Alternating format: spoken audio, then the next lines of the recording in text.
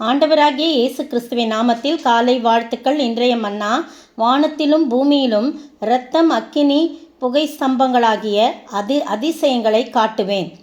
யோவேல் 2:30 பாருங்கள். இது என்ன சொல்லப்பட்டிருக்குன்னா, ஏற்கனவே நேற்றைய தினத்தில் இந்த யோவேல் தீர்க்க தரிசன புத்தகத்தை பற்றி நம்ம பார்த்தோம். இது எப்படி எழுதப்பட்டது எல்லாம் நம்ம பார்ப்போம். மாம்சமான யாவர் மேலும் ஆவியை ஊற்றுவேன்னு சொல்லி இதை சொல்கிறாரு. யூதா நாட்டு மக்களை எதிர்நோக்கி இருந்த அழிவை முன்னுரைத்து அவர்களை எச்சரித்து மனம் திரும்ப செய்ய மாம்சமான யாவர் மேலும் ஆவி ஊற்றப்படுறத கர்த்தரின் நியாய தீர்ப்பு நாளையும் இது முன்னறிவிக்கிறதா இருக்குது. அழிவு வரும்னு எண்ணாமையே யூத மக்கள் வாழ்ந்து கொண்டிருந்த காலம். அதுக்கு பிறகு அவங்க என்ன செய்கிறாங்க? மனம் திரும்பி ஆண்டவருடைய பிள்ளையாக மாறுறாங்க. அந்தபடி பாருங்கள், 28-29 படி ஆவியானவர் மக்கள் மேலே பொழிந்தருளப்படுறது அப்போஸ்தலர் 2ஆம் அதிகாரத்துலலாம் சொல்லப்பட்டதன்படி 1-4 நம்ம படிச்சிருக்கிறோம் இல்லையா? அப்போ அதில் நிறைவேற தொடங்கியது. இங்கே சொல்லப்பட்டது அங்கே நிறைவேற தொடங்கியதுன்னு நம்ம பார்க்குறோம். கடந்த நூற்றாண்டின் ஆரம்பத்திலிருந்து பின்மாரியாக உலகமெங்கும் ஆவியானவர் பொழிந்தருளப்பட்டு வருகிறான்றதை நம்ம பார்க்குறோம்.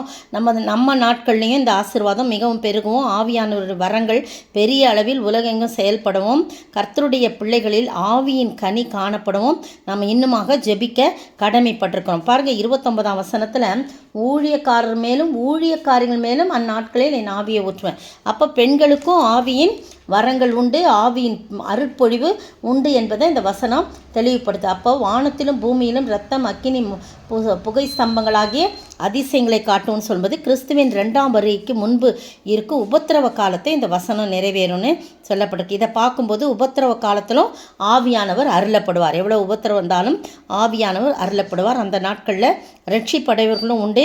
ஆவியான உதவியின்றி யாருமே ரட்சிக்கப்பட முடியாது என்பதை இது காட்டுகிறது. இந்த அருமையான வேளையிலே நீங்களும் நானும் எவ்வளோ உபத்திரவ காலத்தின் மத்தியில் இருந்தாலும் நிறைய காரியருடைய வருகை குறித்து சொல்லப்பட்டிருக்கு. மத்தேயு எழுதின சுவிசேஷத்தில் 25ஆம் அதிகாரத்தில் பார்த்தீங்கன்னா அதில் 24ஆம் அதிகாரம் 29 நீங்கள் பார்த்தீங்கன்னா அதில் கர்த்தருடைய வருகை நாட்கள் உபத்திரவம் பாருங்கள்.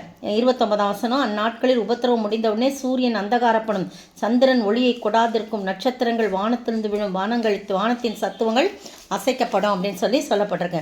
அப்போ அதை தான் இந்த இடத்துல சொல்லப்பட்டிருக்கு. வானத்திலும் பூமியிலும் இரத்தம், அக்கினி, புகை ஸ்தம்பங்களாகிய அதிசயங்களை காட்டணும். அப்படிப்பட்ட கடைசி நாட்களிலே வரக்கூடிய சம்பவத்தை தான் இந்த யோவேல் தீர்க்கதரிசி தன்னுடைய புத்தகத்தில் ஆவியானவருடைய துணை கொண்டு எழுதியிருக்கிறார். அந்த காலத்தில் ரட்சிப்பு உண்டு, எல்லார் மேலும் ஆவியானுடைய அருள் பொழிவு உண்டு.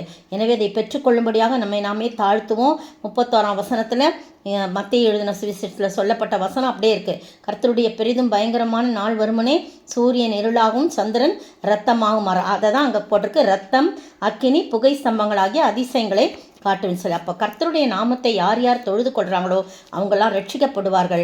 கர்த்தர் சொன்னபடியே சீயோன் பர்வதத்திலும் எருசலேமிலும் கர்த்தர் வரவழைக்கும் மீதியாக இருப்பவரிடத்திலே ரட்சிப்பு உண்டாயிருக்கும். இந்த காரியத்தில் நாமும் நம்மை அர்ப்பணித்து கொள்ள ஆண்டவருடைய சமூகத்தில் நம்மை தாழ்த்தி ஒப்பு கொடுக்கும்போது கர்த்தர் பெரிய அதிசயமான காரியங்களை நம் மத்தியிலே நம் கண்களுக்கு முன்பாக காட்டுவார். அப்படிப்பட்ட ஆசீர்வாதத்தை நாம் பெற்று வாழ ஆண்டவர் தாமே கிருபை செய்வாராக. ஆமென்.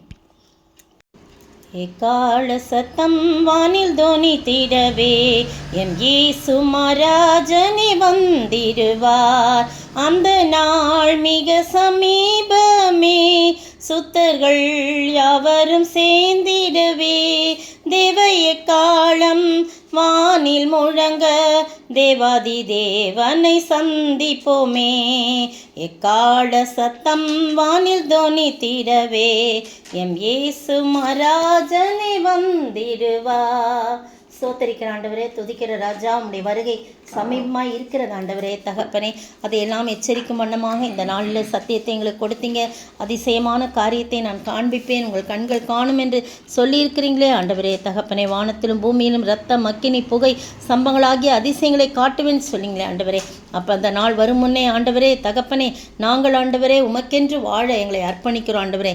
ரட்சிப்பு உண்டாக ஆண்டவரே தகப்பனே, ஒவ்வொரு மக்களும் ரட்சிக்கப்பட நாங்களும் ஏது கருவிகளாக இருக்க நீர் உதவி செய்ய வேணுமாய் ஜெபிக்கிறோம். ஏனோ தானோவென்று வாழ்ந்த வாழ்க்கை போதும் ஆண்டவரே தகப்பனே. நாங்கள் கர்த்தருக்கு மகிமையுள்ள சாட்சியாய் ஆண்டவரே அநேகரை ரட்சிப்பின் பாதையிலே வழிநடத்துகிற ஒரு கருவியாய் வாழ நீர் உதவி செய்ய வேண்டும் என்றே கர்த்தரும் மீட்பரும் ராஜாவுமாய் இயேசு கிறிஸ்துவின் விலையேற பெற்ற நாமத்தில் ஜெபிக்கிறேன் பிதாவே, ஆமேன். நேற்றைய பதில் பவுலுடன் கூட சீரியா தேசத்துக்கு போக கப்பல் ஏறினவர்கள் பிரிஸ்கில்லாளும் ஆக்கில்லாளும். அப்போஸ்தலர் நடபடிகளின் புத்தகம் 18ஆம் அதிகாரம் வசனம் 18. இன்றைய கேள்வி: எபேசு பட்டணத்துக்கு வந்த யூதன் யார்? அவன் பேர், ஊர் மற்றும் அவன் எப்படிப்பட்டவன்? எபேசு பட்டணத்துக்கு வந்த யூதன் யார்? அவன் பேர், ஊர் மற்றும் அவன் எப்படிப்பட்டவன்?